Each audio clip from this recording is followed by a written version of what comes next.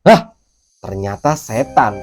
Tidak apalah, setidaknya dia tidak mencelakaiku dan menunjukkan bentuk yang menyeramkan. Kowe lunga, tapi ati karo pikiranmu ora bener. Hati-hati, kabeh bisa kowe adepi nganggo tekad, iman, karo semangatmu dhewe. Maksudnya piye, Pak?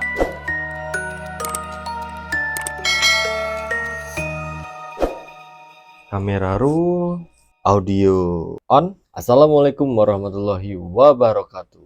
Kembali lagi di channel kesayangan kita, Wingit Mystery. Seperti biasa, masih bersama saya, Umam, host yang akan membawakan cerita pengalaman mistis penuh misteri. Dan semoga Allah senantiasa memberikan kita semua kesehatan, keberkahan, dan memberikan rezeki yang tidak disangka-sangka pada hari ini. Cerita ini saya dapatkan dari seorang subscriber yang mengirimkan ceritanya melalui chat WhatsApp. Walaupun kejadiannya sudah lama berlalu, akan tetapi masih teringat jelas sampai sekarang sebagai pengalaman tak terlupakan dalam hidupnya. Di sini kita sebut saja namanya Irwan. Waktu itu dia sedang dilanda kegalauan karena sehabis ditinggal nikah oleh kekasihnya. Pagi itu Irwan terbangun dengan kepala pusing akibat baru tidur 2 jam saja. Karena semalaman dia tidak bisa tidur, dia mengalami kegalauan yang mendalam. Dikarenakan seseorang yang Irwan cintai harus meninggalkannya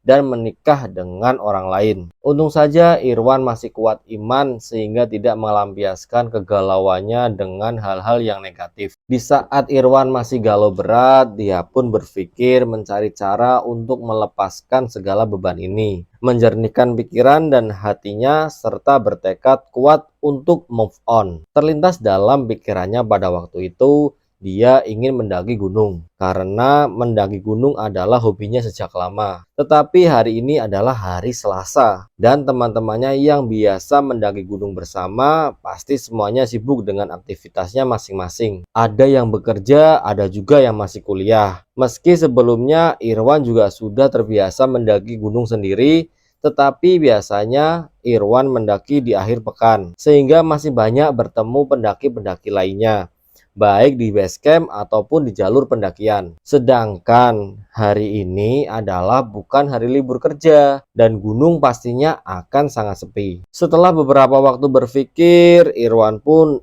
nekat untuk berangkat mendaki ke gunung sendirian. Hanya berbekal tas daypack kecil berisi thermal blanket, sarung, beberapa roti, jaket, survival kit, dan rokok. Tanpa tenda, tanpa kompor, dan tanpa perlengkapan lain, Irwan nekat berangkat menuju ke base camp di gunung sekitar Ungaran. Irwan membutuhkan waktu sekitar 3 jam dari tempat tinggalnya untuk menuju ke gunung di Ungaran. Irwan memilih gunung ini bukan tanpa alasan, karena dirinya sudah terbiasa mendaki gunung. Bahkan dulu bisa tiap minggu ke sana. Sudah tak terhitung lagi beberapa kali ia mendaki gunung Ungaran. Dengan menggunakan bus sebagai alat transportasi, Irwan meluncur menuju ke Pasar Jimbaran, titik awal pendakian di Gunung Ungaran. Saat ini masih jarang transportasi untuk ke base camp Mawar dari Pasar Jimbaran. Kalaupun ada itu hanya ojek yang tarifnya dia pikir akan lebih baik digunakan untuk membeli rokok. Saat di dalam bus ada seseorang yang duduk di kursi sebelah Irwan. Seorang pria paruh baya dengan pakaian serba hitam. Merasa tidak ada urusan, Irwan tidak menghiraukannya. Sampai kemudian pria itu berbicara. Misal ono masalah opo perkara sing ganggu ra usah diurus. Maksudnya piye, Pak? Kowe lunga, tapi ati karo pikiranmu ora bener. Hati-hati, kabeh bisa kowe adepi nganggo tekad, iman, karo semangatmu dhewe. Iya Pak, sebetulnya Irwan paham apa yang dimaksudkan orang itu.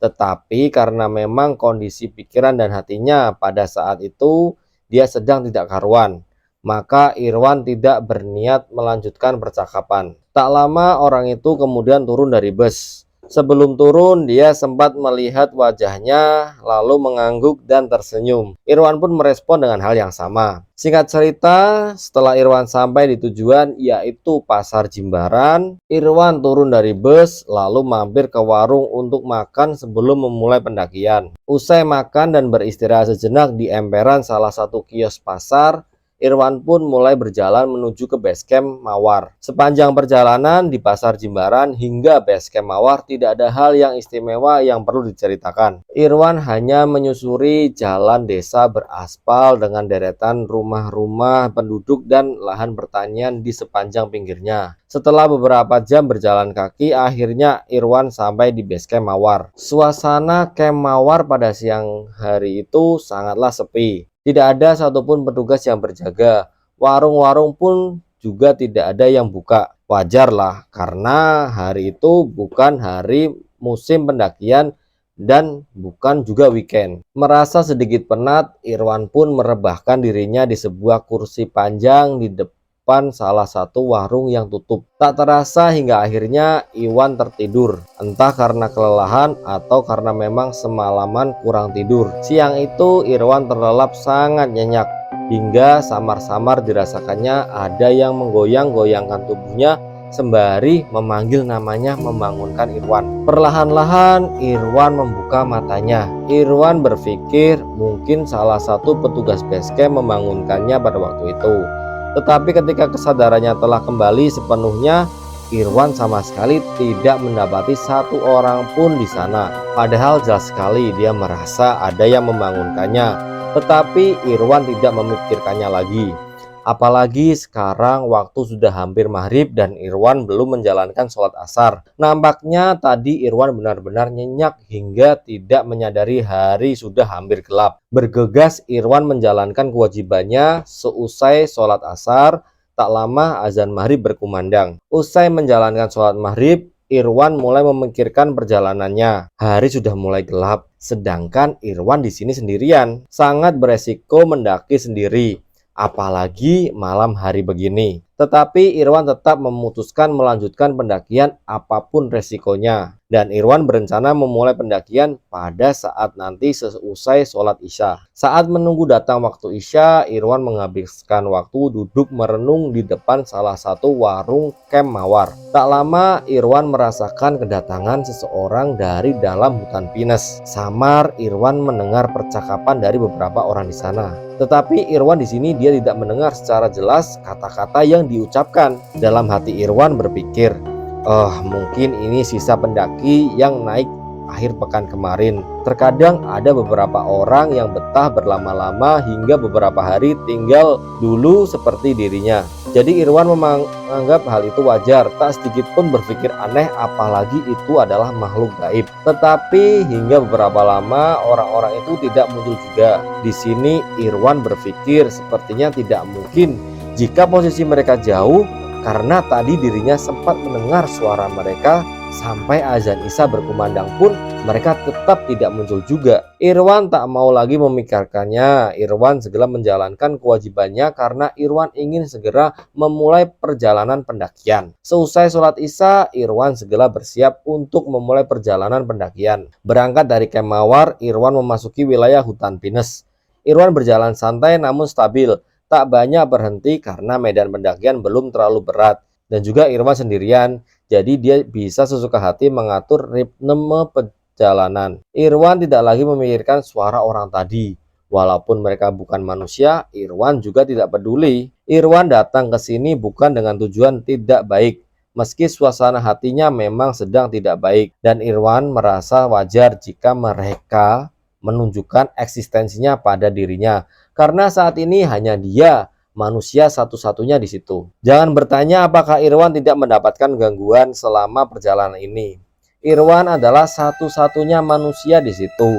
Jadi Irwan saat ini ibarat sasaran empuk bagi mereka, tinggal seberapa kuat nantinya mental dan iman dirinya. Tak terhitung beberapa kali mereka menampakkan diri, mulai dari kelebatan, bayangan, suara langkah kaki yang mengikutinya, bayangan hitam besar di sisi lembah, hembusan nafas di tengkuk, hingga suara-suara aneh lainnya. Tetapi tak satu pun yang menampakkan wujudnya secara jelas dan nyata. Irwan pun tak mengharapkan hal itu. Di jalur pendakian Gunung Ungaran terdapat sungai kecil di sepanjang jalur.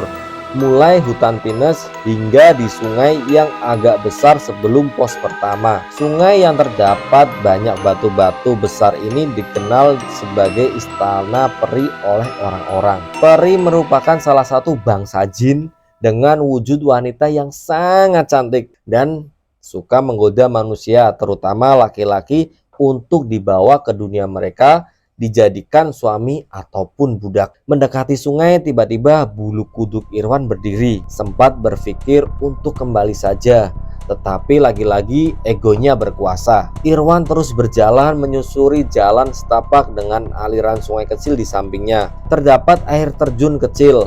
Debit air sungai ini juga lumayan besar karena sedang musim penghujan, hingga air yang mengalir ke jalur pendakian membuat sepatunya basah karena jarang ada pijakan batu yang belum terendam. Ketika berada di sungai ini, perasaannya sedikit terganggu, seolah-olah ada yang menyuruhnya melihat ke arah hulu sungai. Pikiran Irwan sebetulnya meyakinkan dirinya untuk tidak melihat ke arah hulu. Kini kalah sudah akibat perasaan penasaran yang aneh pada saat itu. Perlahan-lahan Irwan menghentikan langkahnya sebelum menyeberang aliran sungai.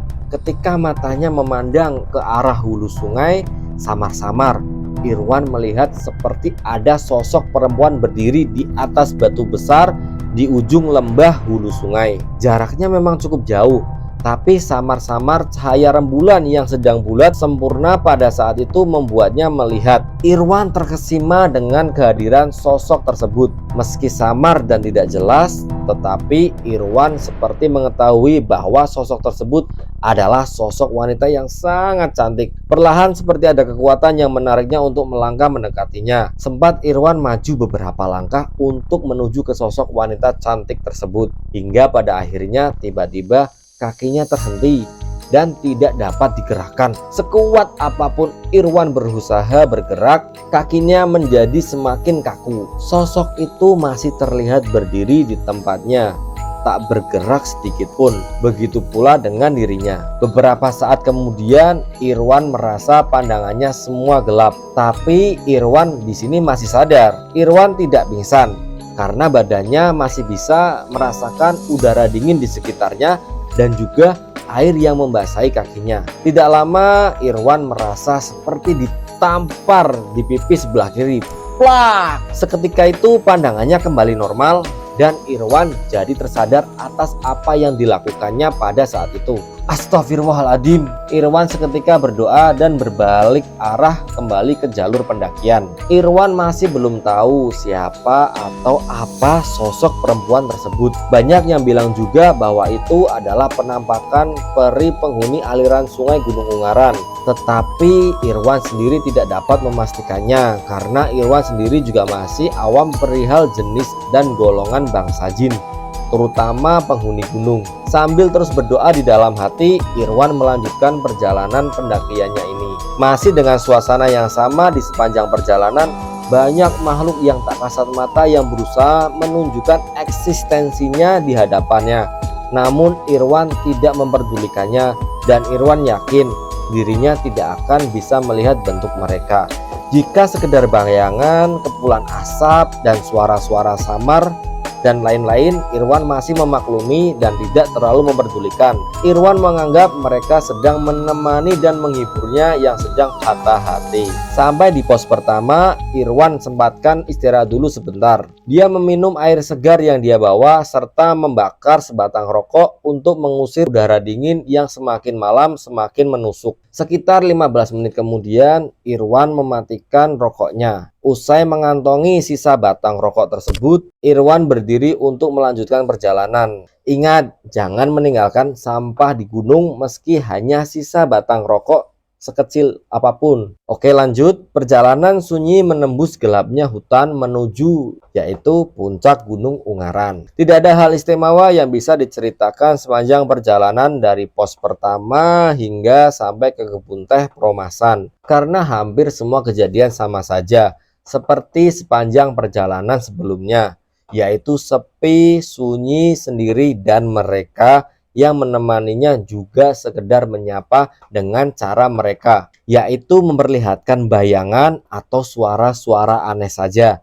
Semakin lama Irwan menjadi semakin terbiasa. Dia tidak takut dan dia sudah merasa sangat terlambat karena jarak untuk bertemu manusia lainnya sama-sama jauh, baik di depan maupun di belakangnya. Sesampainya di perbatasan kebun kopi dan kebun teh, Irwan berhenti sebentar untuk berpikir apakah dia akan langsung melanjutkan perjalanannya ke puncak atau mampir istirahat dulu di peromasan. Dia melirik jam tangannya dan waktu menunjukkan sudah pukul setengah 11 malam. Sudah lumayan larut malam jika Irwan ingin melanjutkan perjalanan menuju puncak. Irwan tidak tahu apa yang akan dihadapi jika nekat melanjutkan perjalanan sampai ke puncak pada waktu itu. Meski jarak dari sini sampai ke puncak sudah tidak terlalu jauh, ya sekitar 1,5 jam sampai 2 jam, tetapi tantangan jelas lebih berat. Bukan hal mistis atau gaib yang dia pikirkan, tapi resiko fisiknya. Mengingat Irwan saat ini sendirian dan tidak ada satupun pendaki lainnya. Jika terjadi sesuatu padanya, pasti tidak akan ada yang bisa menolong. Mempertimbangkan hal itu, malam ini Irwan akan beristirahat di sana dan akan melanjutkan perjalanan ke puncak besok pagi. Di peromasan, Irwan beristirahat di salah satu rumah yang biasa juga digunakan pendaki lainnya untuk bersinggah. Ada beberapa rumah penduduk di sini, kita bebas memilih mau singgah di mana saja. Umumnya mereka tidak memasang tarif untuk bermalam. Seikhlasnya kita memberikan, mereka akan menerimanya. Apalagi jika mereka membuka warung makan, maka sebaiknya kita membeli makanan pada mereka yang rumahnya kita singgahi. Irwan memilih singgah di rumahnya Byung, salah satu warga peromasan yang sudah dikenal, bahkan Irwan sudah dianggap seperti anaknya sendiri. Saking seringnya ke sini dan beberapa kali membantunya dalam hal apapun. Byung cukup terkaget melihat kedatangan Irwan, karena Irwan datang bukan di hari biasanya, dan Irwan pun sendirian. Byung bertanya-tanya mengenai perjalanannya dari Mawar sampai ke peromasan. Apakah Irwan baik-baik saja? Apakah tidak ada gangguan dan lain-lain? Karena Byung termasuk warga sesepuh di sini. Jadi sedikit banyak beliau juga memiliki kepekaan terhadap sesuatu yang gaib dan mengetahui persis tempat-tempat yang penunggunya paling usil atau paling berbahaya, termasuk sungai yang tadi diceritakan Irwan. Irwan pun menceritakan kepada Byung perihal perjalanannya tadi, tidak kurang tidak lebih. Usai berbincang sebentar, Irwan pamit untuk beristirahat karena besok pagi Irwan akan melanjutkan perjalanan menuju ke puncak. Di sini awalnya Byung sempat keberatan dan melarang dirinya ke puncak sendirian. Akan tetapi karena Irwan sudah berniat, maka beliau pun tidak dapat melarangnya. Byung hanya berpesan untuk berhati-hati. Jika keadaan tidak memungkinkan, sebaiknya kembali saja ke peromasan. Irwan hanya mengangguk-anggukkan kepalanya dan berjanji bahwa dia akan menjaga diri supaya tidak terjadi hal-hal buruk di perjalanannya. Pagi menjelang, usai menunaikan kewajiban sholat subuh, Irwan sempatkan ke sendang peromasan yang dikenal dengan nama Sendang Pengilon. Sendang ini merupakan sumber air utama bagi warga peromasan dan sepanjang aliran airnya. Sendang ini tidak pernah berhenti mengalir. Airnya jernih, bersih, dan juga segar. Di sendang ini juga terdapat semacam pesanggrahan, itu semacam tempat sesajen untuk ritual-ritual khusus yang dilakukan di waktu-waktu tertentu. Irwan membersihkan diri di sendang ini sekaligus mengisi persediaan air minum untuk dibawanya ke puncak nanti. Usai sarapan masakan dari Byung, Irwan sempatkan berjalan-jalan dahulu di sekitar Gua Jepang yang ada di salah satu bagian kebun teh peromasan. Irwan memang tidak buru-buru untuk segera melanjutkan perjalanan, karena jarak dari sini sampai ke puncak sudah dekat. Menikmati suasana sepi, tenang di sini ketika tidak banyak orang memang rasanya berbeda dibandingkan saat ramai di musim pendakian. Irwan lebih leluasa menghirup udara sejuk Gunung Ungaran, mengisi penuh paru-paru dengan udara bersih dan mengisi kedamaian jiwa dengan suasana sunyi dan tenang. Menjelang siang, Irwan berpamitan dengan Byung dan Kakung. Kakung adalah suami dari si Byung ini, untuk melanjutkan perjalanan ke puncak Ungaran. Sepanjang perjalanan pendakian menuju ke puncak, Sesekali Irwan masih disapa penghuni asli Gunung Ungaran, baik yang memiliki jasad fisik yaitu binatang seperti monyet, lutung, ayam hutan, dan lainnya, maupun yang gaib seperti suara-suara orang berbicara, suara langkah kaki, sentuhan manja, maupun tiupan nafas di lehernya. Memang ya, jin itu tidak kenal waktu jika ingin berinteraksi. Tidak peduli siang ataupun malam, terutama jika keadaan sepi seperti itu. Jika ramai, jangankan siang, malam pun mereka kadang tidak berani. Apalagi jika orang yang datang memiliki iman yang kuat, sopan, dan sangat menghargai tempat yang didatangi dengan tidak mengotori atau merusaknya. Apapun yang mereka lakukan saat ini, Irwan tidak memperdulikannya. Irwan sudah terbiasa dengan kehadiran mereka sejak perjalanannya semalam. Apalagi saat ini siang, Irwan jauh lebih berani. Sampai di puncak Bayangan 2, sekitar beberapa ratus meter dari puncak Benteng Rider, puncak tertinggi di Gunung Ungaran, Irwan bertemu dengan seseorang yang sedang duduk di sebuah batu di samping jalur pendakian. Nampaknya dia sudah lama duduk di situ, sejak sebelum Irwan sampai kemungkinan, karena terlihat dari beberapa puntung rokok yang dibuang di depannya, sebuah tindakan yang tidak patut dicontoh.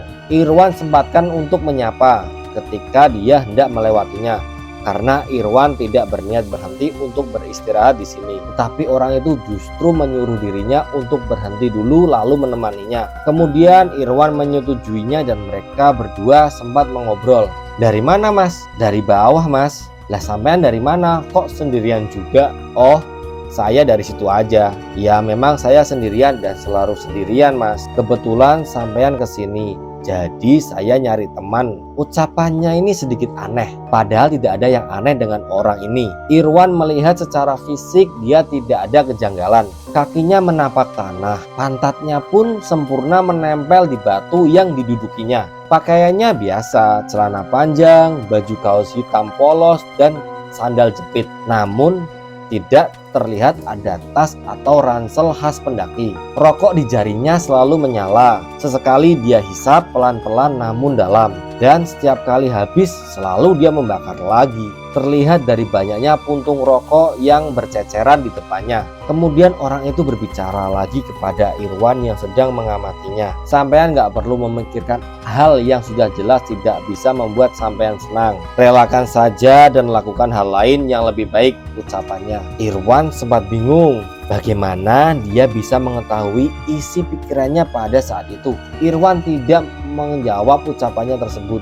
Irwan hanya terdiam, melihat jauh ke arah puncak membelakangi orang itu. Kemudian orang itu melanjutkan ucapannya. "Sudah, sepertinya cukup. Kalaupun saya mengajak sampean, sepertinya ada yang tidak memperbolehkan. Jadi sampean hati-hati saja menjalani yang ingin sampean jalani." Lalu Irwan menoleh kepadanya dan ingin menanyakan sesuatu. Tetapi ketika dia menoleh ke tempat orang itu, ternyata orang itu sudah tidak ada. Begitupun sisa-sisa puntung rokok juga lenyap tanpa bekas. "Hah, ternyata setan. Tidak apalah, setidaknya dia tidak mencelakaiku dan menunjukkan bentuk yang menyeramkan. Serta apa yang dia ucapkan dan pesankan kepadaku juga hal yang baik." Jadi di sini Irwan tidak ambil pusing apalagi ketakutan dengan kejadian tersebut. Kemudian dia beranjak dan melakukan perjalanannya. Tidak berapa lama Irwan telah sampai di puncak Gunung Ungaran. Di sini Irwan hanya duduk merenung, kontemplasi dan refleksi, memikirkan apa saja yang telah dia lakukan selama hidupnya ini. Apa saja kesalahan serta dosanya, terutama kepada kedua orang tuanya. Irwan tidak mendokumentasikan perjalanannya kali ini dalam kamera foto. Selain tidak ada niatan, dia juga pada waktu itu tidak membawa kamera. Tetapi Irwan menuliskannya dalam catatan yang selalu dia bawa kemanapun dirinya mendaki gunung. Waktu menunjukkan sudah memasuki waktu sholat asar. Tidak terdengar azan di sini karena lokasi puncak gunung jauh dari masjid ataupun musola di pemukiman terakhir. Irwan segera menjalankan kewajibannya yang diawali dengan tayamum untuk bersuci karena tidak ada sumber air di sini.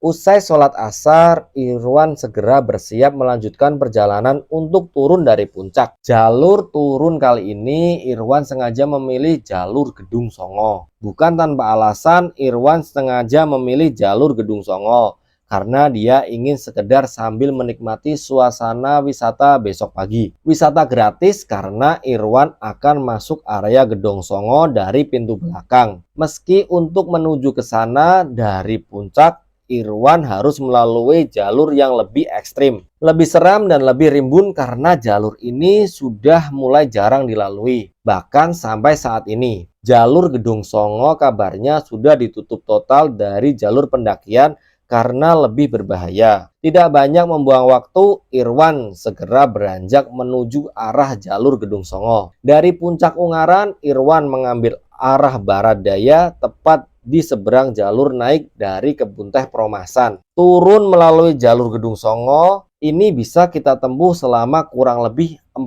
jam berjalan normal. Tetapi karena Irwan saat ini sedang mengejar waktu, maka dia mempercepat langkahnya dengan sesekali berlari jika medan jalur pendakian landai atau datar. Irwan tidak mau kemalaman di jalan.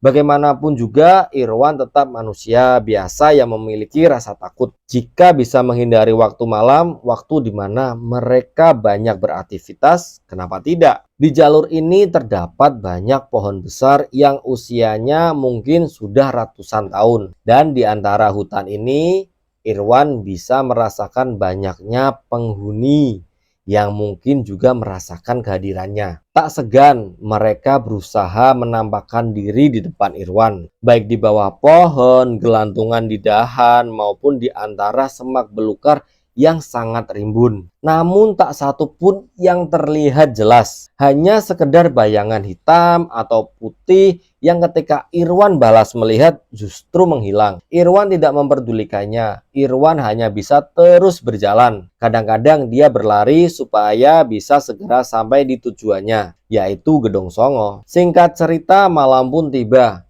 Irwan memutuskan untuk menjalankan sholat maghrib terlebih dahulu. Apapun situasi dan kondisinya, sebagai umat manusia yang memiliki iman, kita harus tetap menjalankan kewajiban. Sungguh bukan hal yang mudah beribadah di situasi semacam ini. Bermacam godaan berusaha menggoyahkan kekhusyukannya saat menghadap Sang Pencipta. Mulai dari suara langkah kaki, suara samar orang berbicara, suara tertawa pelan, serta godaan-godaan lainnya. Usai menjalankan sholat maghrib, Irwan bergegas melanjutkan perjalanannya. Entah sebuah keberuntungan atau sekaligus kesialan, sejak dulu Irwan memang memiliki kepekaan atas kehadiran mereka. Namun Irwan tidak pernah bisa melihat bentuk mereka secara jelas, terutama bentuk-bentuk yang menyeramkan. Paling hanya mendengar suara atau sekedar melihat bayangan yang samar-samar. Tetapi jika mereka muncul dengan menyerupai bentuk makhluk fana secara jelas, Irwan bisa melihatnya, namun tak bisa merasakan bahwa mereka adalah makhluk gaib, seperti saat bertemu seseorang pada perjalanan mendaki sebelum sampai puncak Gunung Ungaran tadi. Semakin lama berjalan, dia merasakan mereka seolah-olah semakin banyak yang mengikuti. Tak bisa dipungkiri, kini rasa takut semakin merayapi seluruh tubuh dan pikirannya. Irwan seolah-olah semakin terpengaruh dengan godaan-godaan mereka. Hingga ketika Irwan sampai di kawasan Sabana, di mana lokasi Gedung Songo sudah semakin dekat, Irwan merasakan langkahnya semakin berat. Dia seperti merasakan kelelahan yang luar biasa. Padahal Irwan di sini tidak membawa beban berat seperti pendaki pada umumnya. Dengan bersusah payah dia terus berusaha melangkahkan kakinya. Sampai pada suatu ketika Irwan merasakan seluruh tubuhnya ini lemas.